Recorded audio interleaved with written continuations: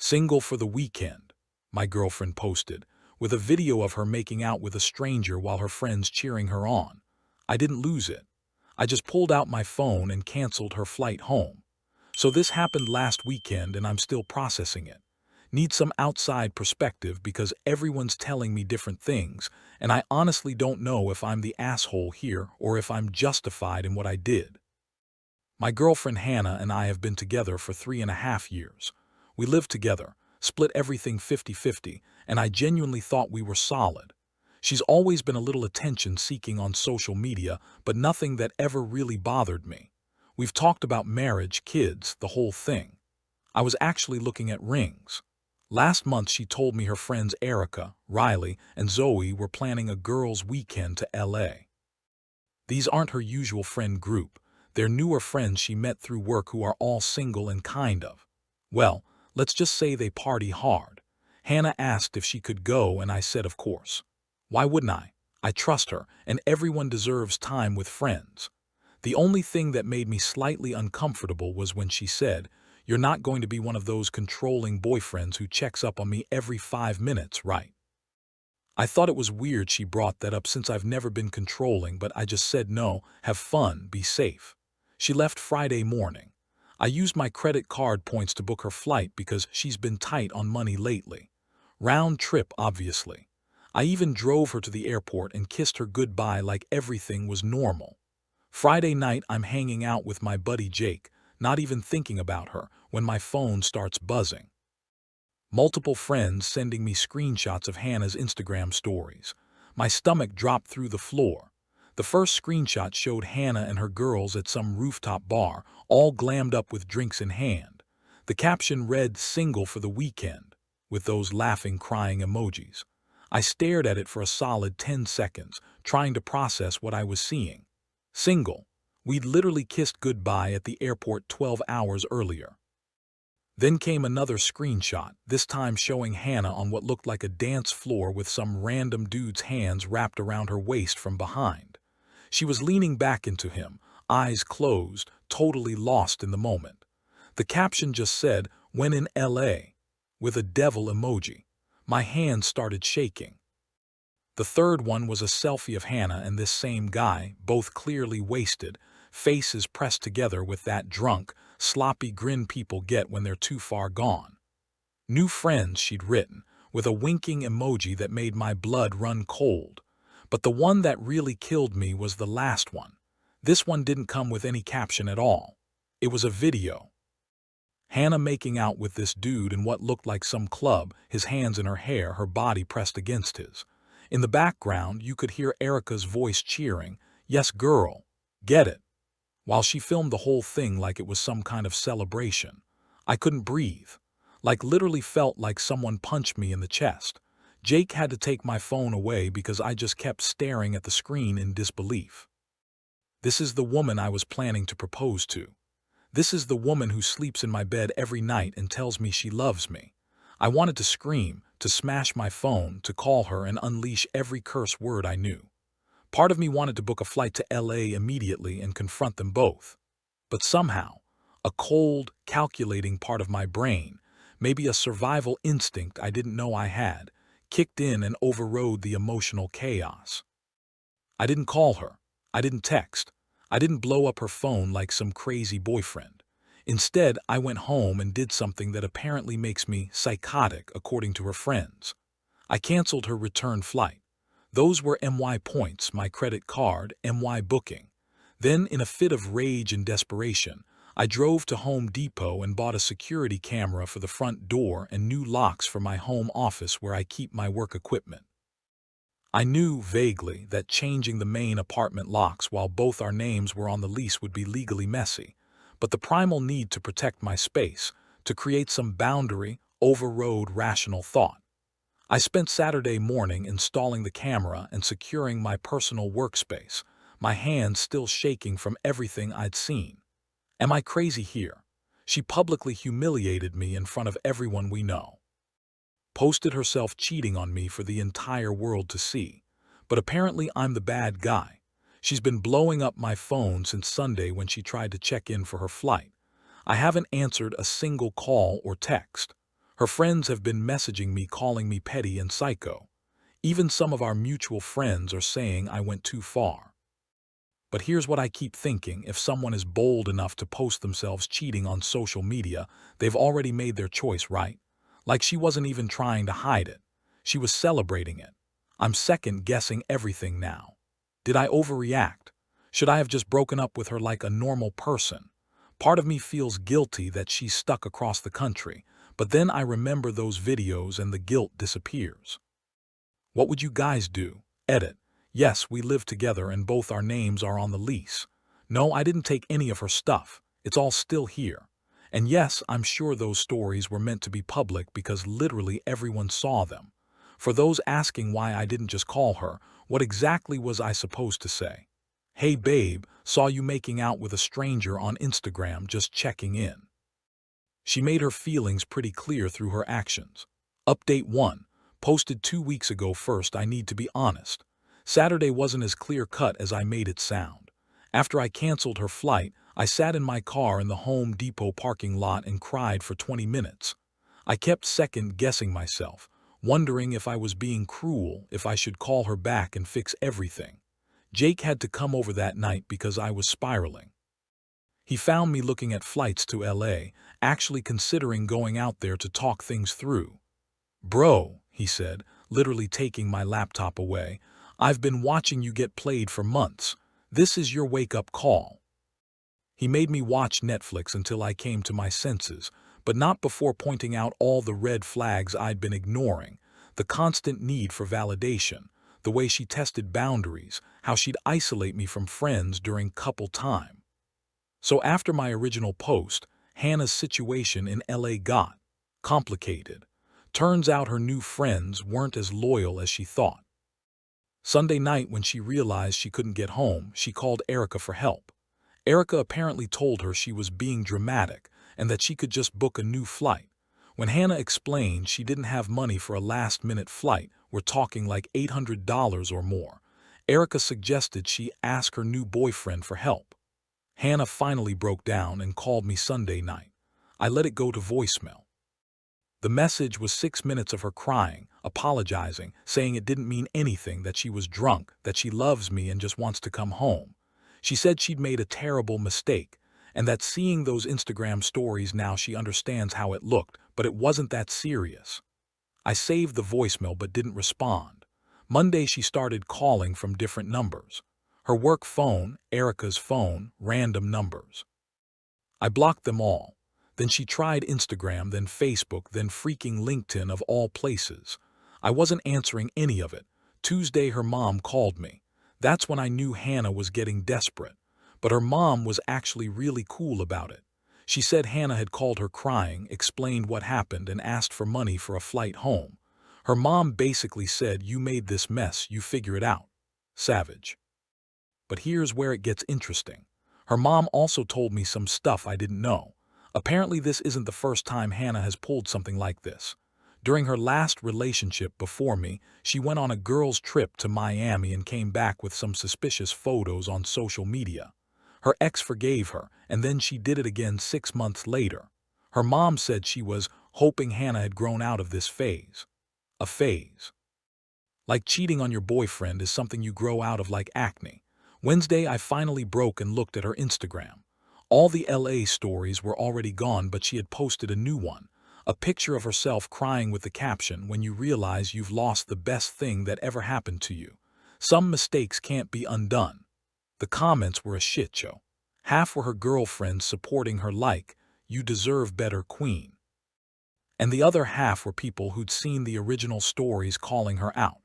Someone even screen recorded the making out video before she deleted it, reposted it, and dropped the link in the comments. Thursday, she showed up at my work. Security called me down to the lobby, and there she was, looking like she hadn't slept in days, with a suitcase. She'd somehow gotten a flight home. I still don't know how, and honestly I didn't care either, and came straight to my office. The conversation was intense. The moment she saw me, she started crying. "Alex, thank God, I've been trying to reach you for days. How could you just abandon me like that?" "Abandon you?" I kept my voice level. "You seemed pretty comfortable with your new friends." It was just dancing, just harmless fun. You know I love you, this was nothing. Hannah, you posted yourself making out with another guy. You captioned yourself as single. She wiped her eyes, getting more defensive. It wasn't like that. What was it like then? Everyone we know saw it, Hannah. Your friends were cheering you on while you kissed him. It was one stupid kiss. It meant nothing, but what you did. Her voice got higher, more desperate. You left me stranded across the country with no way home. I could have been stuck there forever. You had friends there. Those weren't real friends. They ditched me the second I needed help. She grabbed my arm. Please, can we just go home and talk about this? I know you're hurt, but we can fix this. I pulled my arm away. We can't fix this, Hannah. This isn't about one mistake. This is about who you are. I was drunk. It was just for attention, just silly stories. I never meant for anyone to take it seriously. I asked her point blank. If you didn't want anyone to take it seriously, why did you post it publicly where everyone we know could see it? She didn't have an answer for that. The thing that really got me was when she said, I know you're angry, but what you did was cruel. Like she was the victim in this situation. We're done, Hannah, I said curtly. Someone who loved me wouldn't publicly humiliate me for entertainment. Her face went pale. What? No, Alex, please, we can work through this. You wanted to be single for the weekend. Now you can be single all you want. She started sobbing harder.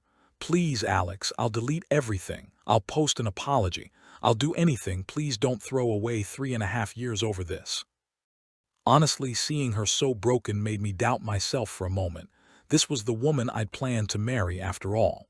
But then I remembered those videos, the way she'd bragged about betraying me to strangers, and I knew I couldn't go back.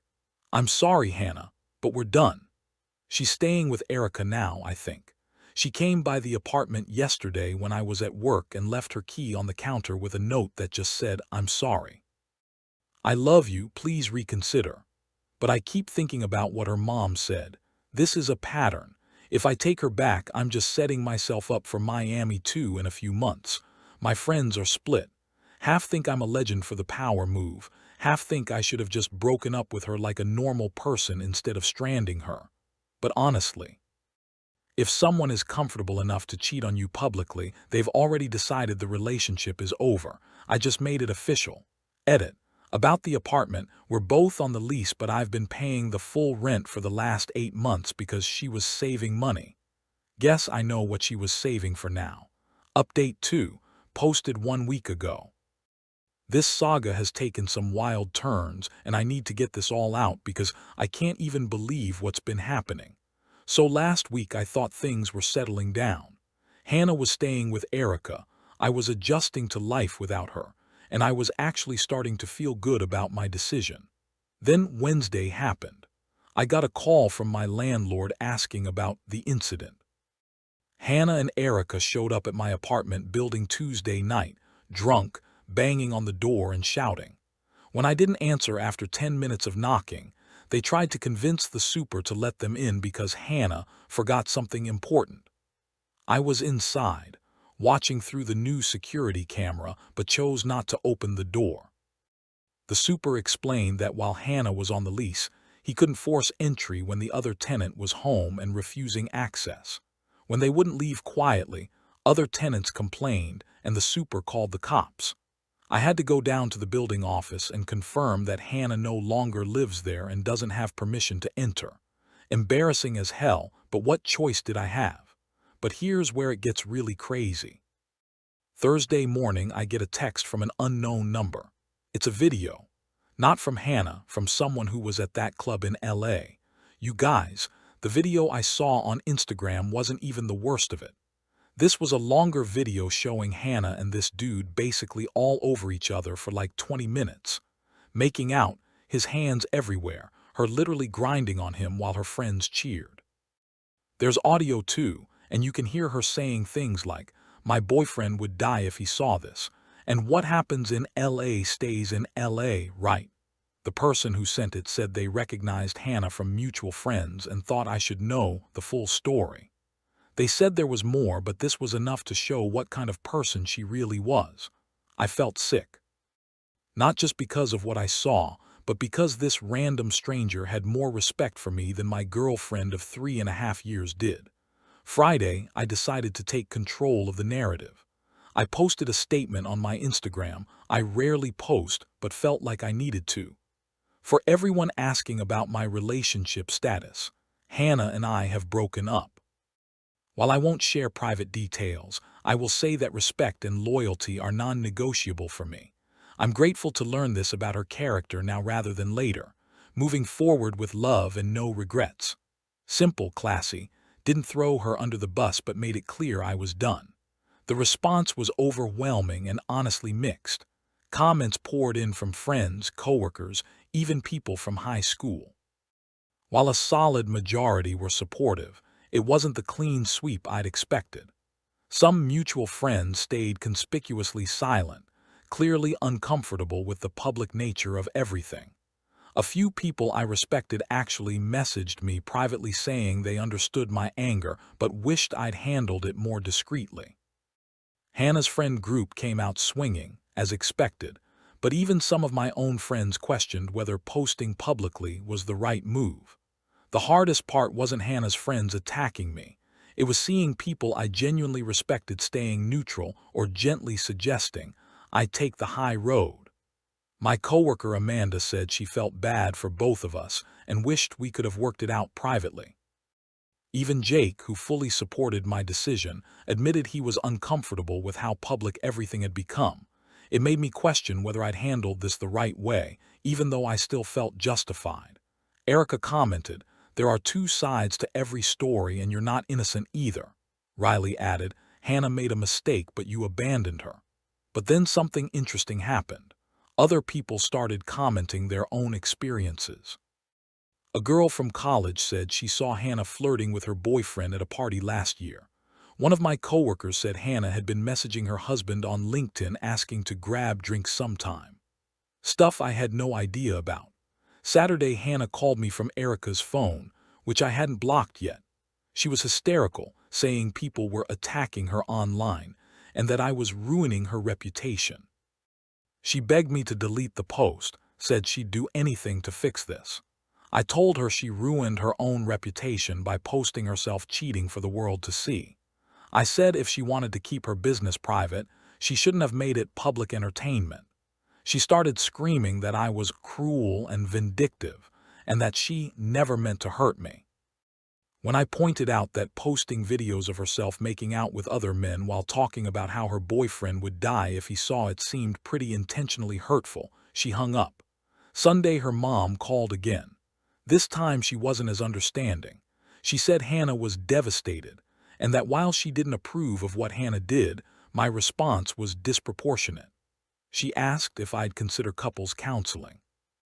I told her respectfully that counseling is for couples who want to work through problems, not for people who publicly humiliate their partners for entertainment. I said Hannah had shown me exactly who she was, and I believed her. The hardest part is that I really did love her. I had this whole future planned out in my head. But I keep coming back to something my dad told me when I was younger. People show you who they are through their actions when they think no one's watching. But when they show you who they are when they know everyone's watching, believe them. Hannah didn't just cheat. She celebrated cheating. She made it into entertainment. She bragged about betraying me to strangers. That's not a mistake or a lapse in judgment, that's character. Hannah's not upset about losing me. She's upset about facing consequences. If she was really sorry about hurting me, she would have accepted my decision and tried to make amends quietly. Instead, she's focused on managing her image and getting me to fix the situation for her. I'm not fixing anything. I'm just moving forward. Edit. For those asking about the lease situation, I'm working with my landlord to get Hannah's name removed. It's a process but should be resolved soon. No, I will not be sharing the video someone sent me. That's not the kind of person I want to be, even if Hannah was comfortable sharing intimate moments with strangers. Final update. Posted 3 days ago, the saga has reached its conclusion, and honestly, I couldn't have written a better ending myself. Last week, Hannah made one final attempt to fix things. She showed up at my office again. Security is getting tired of her. But this time she came with a different strategy. Instead of tears and apologies, she brought anger. She accused me of destroying her life and said I was obsessed with revenge. She claimed she'd lost friends, that people at work were treating her differently, and that her reputation was ruined because of my vindictive social media post. She demanded I post a clarification saying we'd broken up due to mutual differences and that there was no cheating involved. I almost laughed. She wanted me to lie publicly to protect the reputation she'd destroyed herself. I told her no. I said if she was embarrassed by her actions, she should examine why those actions were embarrassing, not blame the people who witnessed them.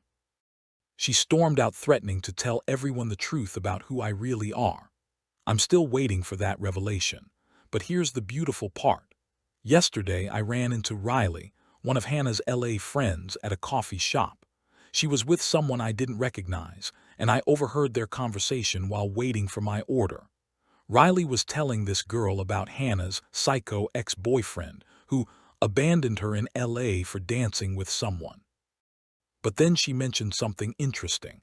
Apparently Hannah never told them she was in a relationship when they invited her to LA. Riley said they thought she was single the whole time. When I turned around, Riley saw me and went white. I didn't say anything, just smiled and nodded, but it confirmed what I'd suspected. Hannah had been presenting herself as single to these women from the beginning. The girls' trip was always intended to be something more. The final piece of closure came from an unexpected source. Hannah's mom called me one last time. She said Hannah had finally told her the full story about LA, including things she'd left out before. Her mom said she was ashamed and disappointed and wanted to apologize to me personally for her daughter's behavior. She also told me something that made everything make sense. Apparently Hannah had been having doubts about our relationship for months, but hadn't known how to break up with me because we lived together and she couldn't afford to move out. The LA trip was her way of creating a situation that would force a breakup, so she could be the victim instead of the bad guy. It was all calculated, but her plan backfired because she expected me to blow up and give her ammunition to paint me as the crazy ex. Instead, I just left, and without my reaction to villainize, she had to own her actions. I'm doing really well now. Hannah's name has been removed from the lease and I'm staying. Fresh start in familiar surroundings. I've reconnected with friends I'd lost touch with during the relationship. Funny how that happens. I'm dating again, nothing serious yet, but it's nice to remember what it feels like to be with someone who respects me. Hannah is apparently doing fine. She moved in with some coworker and has been posting on social media about new beginnings and learning to love yourself. Good for her. Someone asked me if I regret how I handled this. Honestly, no. Could I have been more mature? Maybe.